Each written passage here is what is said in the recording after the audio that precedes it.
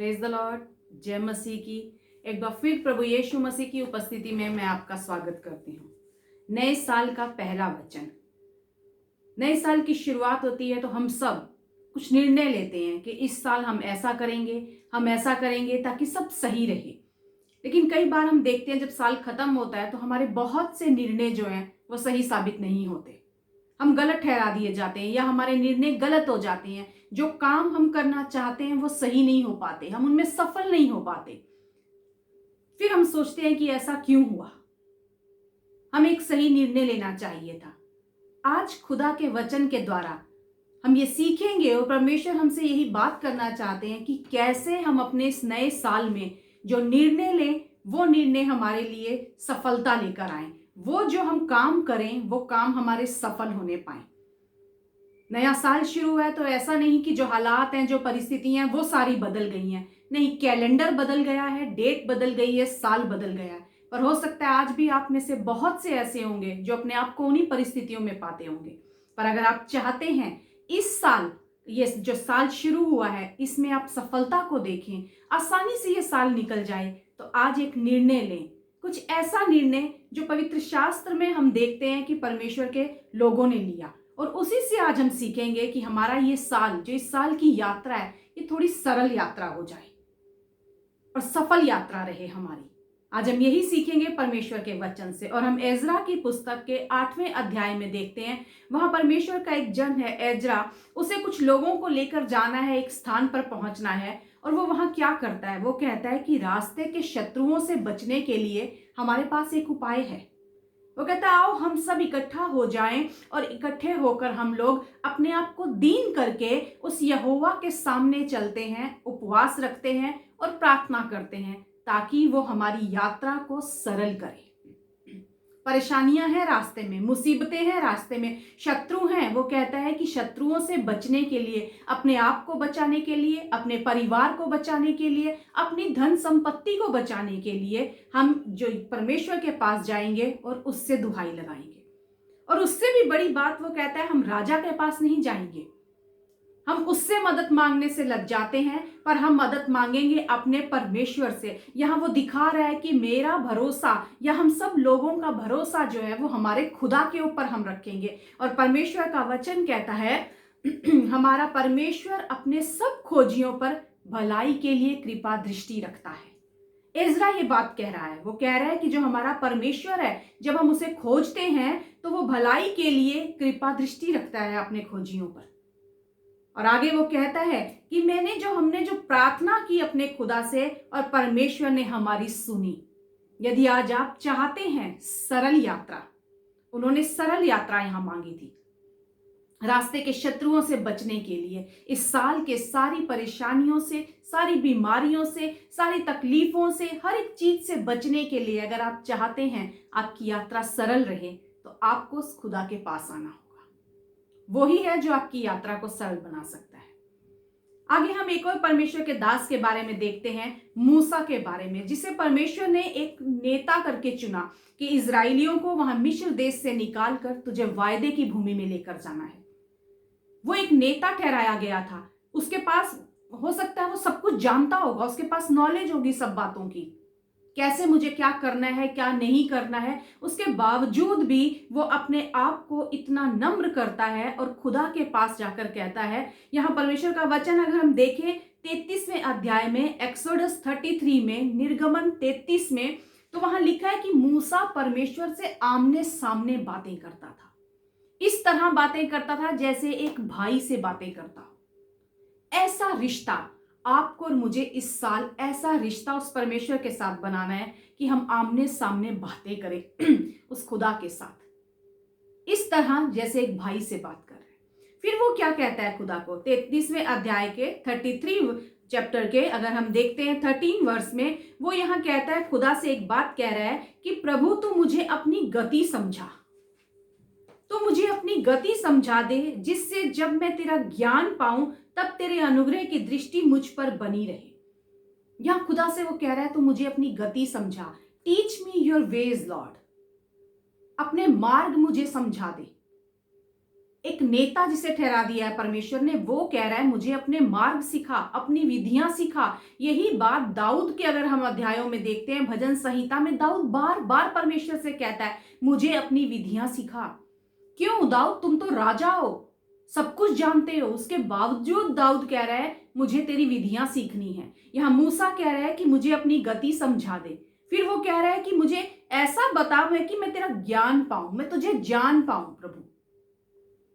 और उसके बाद वो बड़ी अच्छी बात कहता है, मूसा कहता है 15वें वचन में, यदि तू आप ना चले तो हम यहां से आगे ना जाएं, यहां से आगे ना हमें लेकर जा।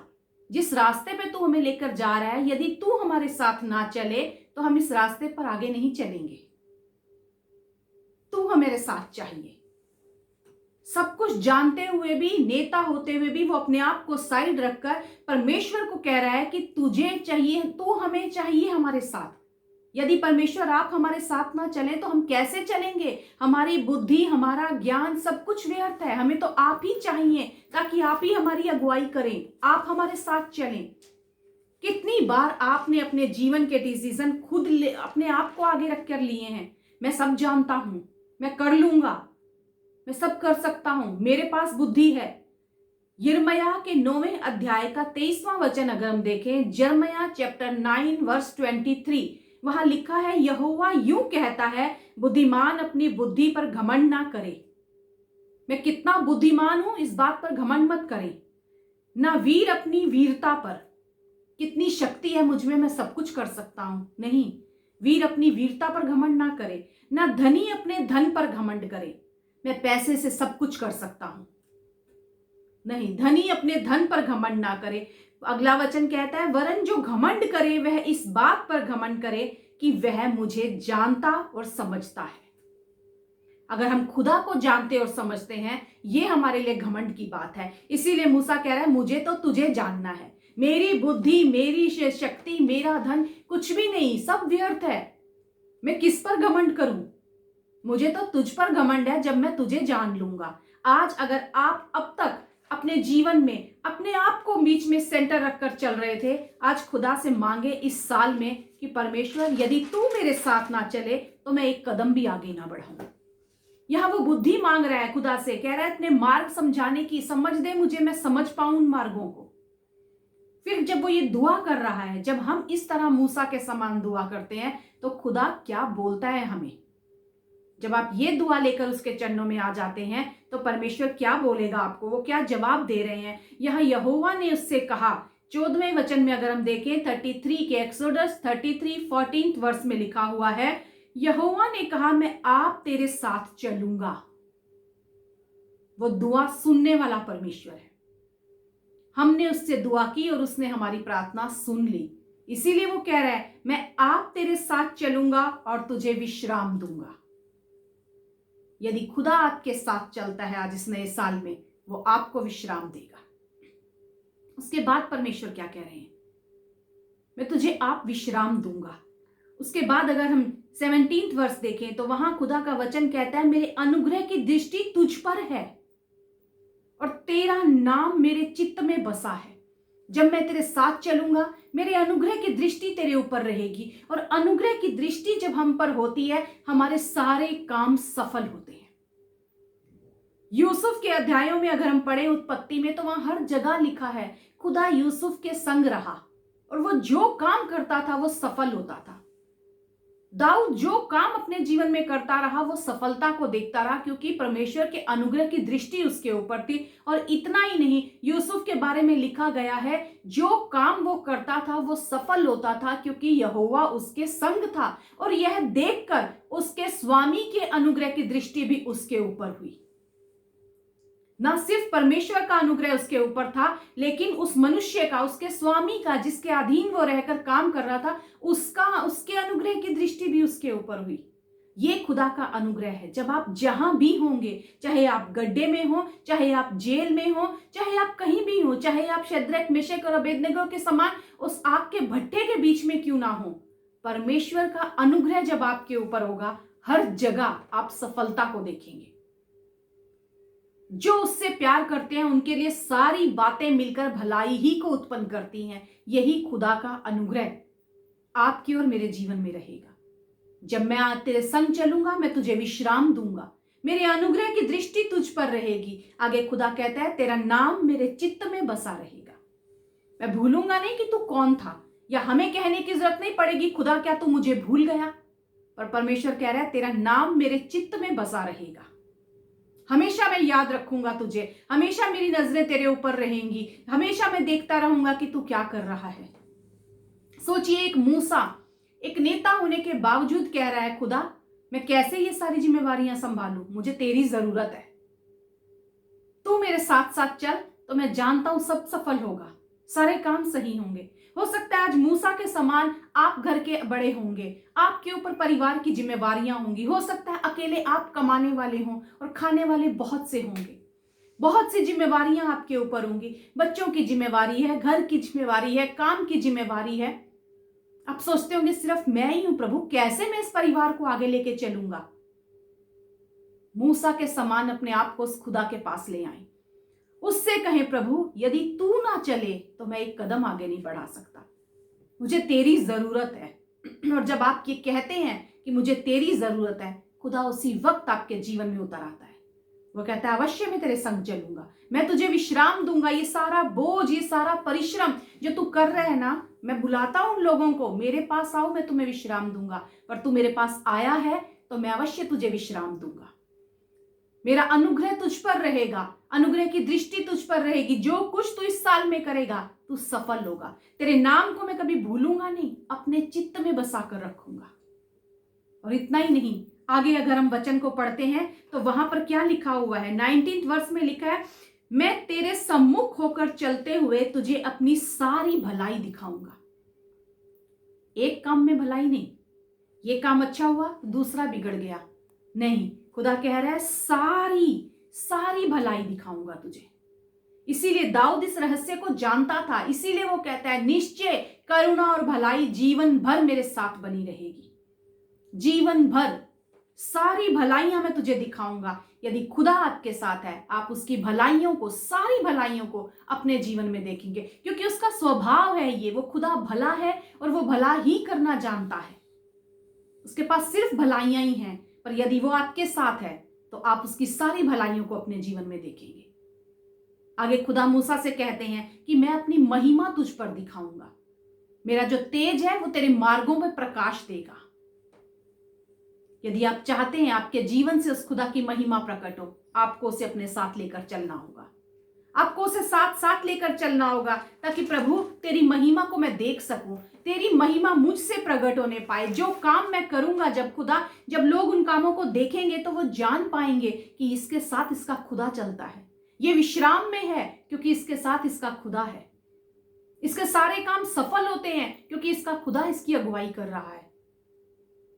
वो इसको याद रखता है, वो कभी इसको भूलता नहीं है, ये सारी परेशानियों से बचा रहता है क्योंकि इसका खुदा इसके साथ चलता है। कोई विपत्ति इसके ऊपर नहीं आती क्योंकि इसका खुदा इसके साथ चलता है। महिमा प्रकट होती है इसके जीवन से क्योंकि इसका खुदा इसके साथ चलता है। इस नए साल में यदि आप चाहते हैं कि खुदा आपके साथ चले, आपके जीवन में सरल और सफलता को लेकर आए, सरलता तभी आएगी जब आप उसके पास जाएंगे, और सफलता तब आएगी जब आप उसे साथ लेकर चलेंगे। यदि आप अपने मार्गों को सरल और सफल करना चाहते हैं इस साल, एक ही बात है, उस खुदा को कहें, यदि तू मेरे साथ ना चले तो मैं एक कदम आगे ना बढ़ाऊं। खुदा, तू मेरे संग संग चल, तू मेरे हर मार्ग में मेरी अगुवाई कर पिता। और जब आप ऐसा करते हैं तब परमेश्वर आपके जीवन में क्या करता है, खुदा का वचन कहता है आइजाया 27:2 में, यशाया 27:2 में, उस समय एक सुंदर दाख की बारी होगी। जब आप अपने खुदा को अपने साथ लेकर चलेंगे, आपका जीवन एक सुंदर दाख की बारी होगा। तुम उसका यश गाना, आप सिर्फ महिमा के गीत गाओगे, आप सिर्फ जो परमेश्वर ने यश के काम आपके जीवन में किए हैं आप वो गाओगे। मैं यहोवा उसकी रक्षा करता हूं, तब परमेश्वर उस दाख की बारी की रक्षा करेगा, आपके उस जीवन की रखवाली वो खुदा करेगा। मैं क्षण क्षण उसको सींचता रहूंगा, वो आपको बढ़ाएगा, वो आपको सींचेगा, वो आपको पानी देगा। मैं दिन रात उसकी रक्षा करता रहूंगा, ऐसा ना हो कि कोई उसकी हानि करे। कोई शत्रु आपके खिलाफ खड़ा नहीं हो सकता। जब खुदा आपकी ओर है तो कौन आपका विरोधी हो सकता है। वो एक ही यहोवा है, वो एक ही परमेश्वर है, वो एक ही यीशु मसीह जो आपके साथ जब चलता है, आपकी ये यात्रा सरल और सफल रहेगी। यदि आप चाहते हैं ये साल आपका सरलता से बीते, सफलता से बीते, तो खुदा चाहता है मुझे संग ले लो, मुझे संग ले लो। जब मैं तुम्हारे संग चलूंगा, सारे उबड़ खाबड़ मार्गों को मैं समतल कर दूंगा। सारी ऐसी बातें जो तुम्हें लगती हैं कहीं ना कहीं कि ये हमारे बस की नहीं है, मैं जब चलूंगा साथ, मैं सारी बातों में तुम्हें विश्राम दूंगा। मैं वो खुदा हूं, जब मैं तुम्हारे साथ चलूंगा तब मेरी महिमा तुमसे प्रकट होगी। तुम मेरी एक नहीं पर सारी भलाइयों को अपने जीवन में देखोगे। मैं विश्वास करती हूं आपने इस वचन के द्वारा आशीष पाई है। यदि आप चाहते हैं आपका जीवन और ये नया साल आपका सरल और सफलता के साथ बीते, अपने आप को सेल्फ सेंटर्ड लाइफ को छोड़कर यीशु को अपना सेंटर बना लें, उसे अपने जीवन में हर काम में हर जगह आगे रखने लग जाएं। याद रखें, सिर्फ इस साल के अपने कुछ दिनों में नहीं, लेकिन हर काम में, हर निर्णय में, हर एक छोटी से छोटी चीज में उस खुदा से कहें, यदि तू चले तब मैं इस काम को लेने पाऊं प्रभु, यदि तू चले तो मैं कदम बढ़ाऊं प्रभु जी, यदि तू चले तो मैं इस कार्य को हां करूं प्रभु जी, यदि नहीं तो नहीं। सरलता और सफलता उसने आपके लिए रखी है। यदि आप चुनते हैं यीशु मसीह को अपने साथ लेकर चलना, अपने जीवन में आप उसकी भलाइयों को देखेंगे, सारी भलाइयों को। खुदा इस वचन के द्वारा आपके जीवन में अपनी आशीष और बरकत को उंडेले ले, और ये नया साल आपके जीवन में सरलता और सफलता को लेकर आए। आमेन, आमेन।